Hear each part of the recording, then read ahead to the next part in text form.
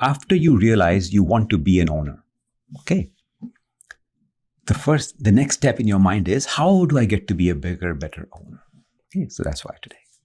And what mental muscles do you need or you need to develop to get there? Okay. What behaviors show that you are an owner as opposed to a consumer? We're going to just do a quick recap so we understand where we're going towards, right? So consumers generally lack respect, okay? And when they are showing respect, it is more of sycophancy, meaning it is, I see this person as powerful, I need something they have, so I'm going to be nice to them.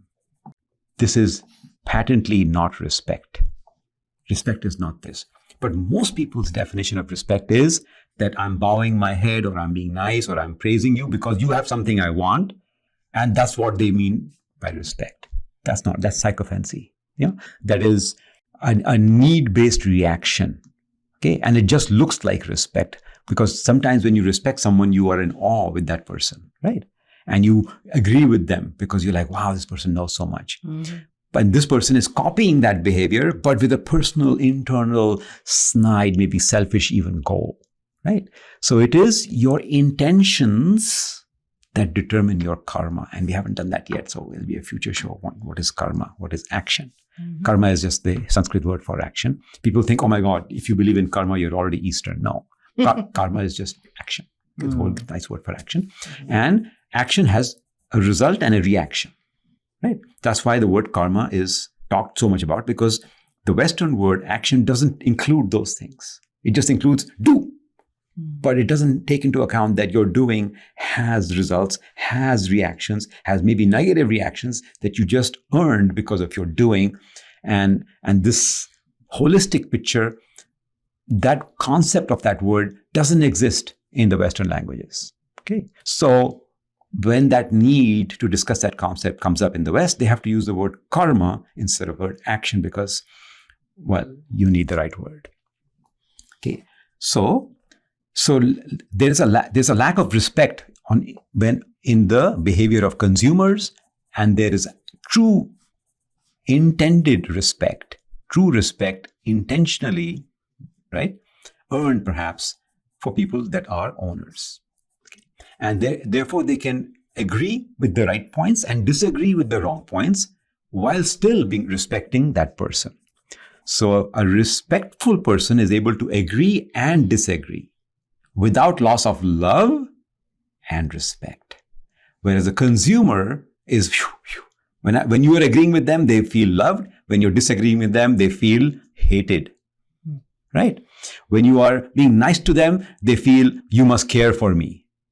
No, someone's just being nice to you to perhaps abuse you, or being nice to you, but you don't understand that someone actually being good to you.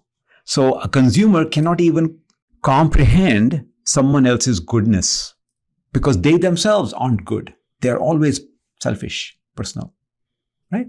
They say, I'm nice to someone when I need something. So if you're nice to me, you must want something. It's not possible that you just did good for the sake of good, because their ownership elevation hasn't happened. They haven't actually taken ownership. They're just thinking this is a cat eat cat world. They're living at the mouse level.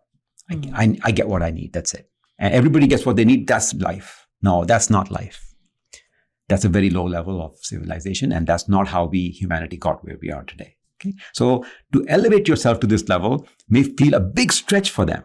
But if you stay with us and you understand the need for taking ownership and you do some of the things we tell you to do, you will find that some of the best things, the best successes, the best benefits, the most respect that you ever got, that you gave, all of these nice dishes come to you, and you don't have to live below the dining table waiting for scraps to fall off. Okay, so more. So being reactionary and judgmental are properties of a consumer. They react, right? If that reaction is not appropriate for that boat, don't have that reaction. But a reactionary person says, I'm going to do that. I'm going to have my reaction even if the boat capsizes. I don't care. Right? Because if you do that, of course I am going to do this, is their simplistic logic. It's a bad logic. Okay, that's called a reactionary person. If you say this, of course I will get angry, is the lowest level of civilization. Your anger must be measured. It must be appropriate. It must not be there. And if it is there, it must serve the purpose of helping the boat go forward, not capsizing. Not, you broke the rule, therefore I'm angry.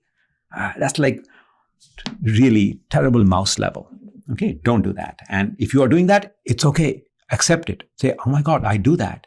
How can I rise above? That's why this show. Okay, all right. So let me interject here a little bit. So what I'm hearing, you keep saying consumers. Can you explain it in a little easier way? Yeah. And with an example so that I am not able to understand. Consumer is in a business or in a... No. Yeah, good question. So here yes, good question. So consumer here means a person. So they say there's a room full of 5 or 6 people. Okay. And there is some event, party, some challenge, some food is less, some food is more. Never everything is perfect, right? So the owner mentality is different than a consumer mentality. The consumer in our example is consuming somebody else taking ownership of that situation.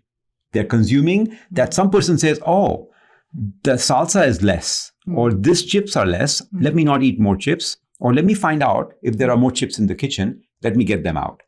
That's a owner mentality. A consumer mentality says, I need some chips. Oh, the last 10 chips. Let me take them all, eats it. Very good example, Sandeep. Okay.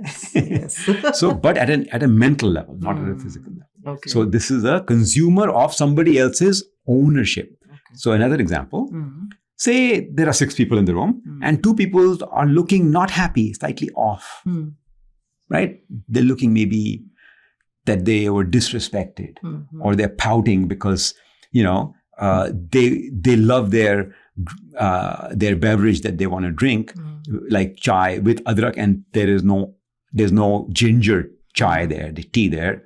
All the tea is plain, and there's coffee, and they say, I never drink coffee, and there's no ginger tea, and they are pouting because they're a consumer, and they want to consume that they want to feel good, and nobody went to the effort of making me feel good, so I'm pouting, and an owner says, you know what?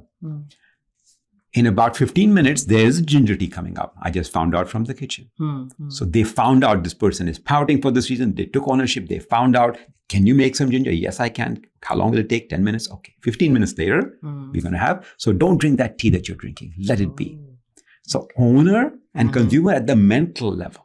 Okay. So the owner could see this person was pouting. Okay. And I gave the example of something material, but they could be pouting because someone else ignored them. Right? Okay. Or say, I'll give you an example, like a college life example. I like that girl. I want that girl to come talk to me. And this other guy just came in and just hogging all her attention. And now this guy's pouting.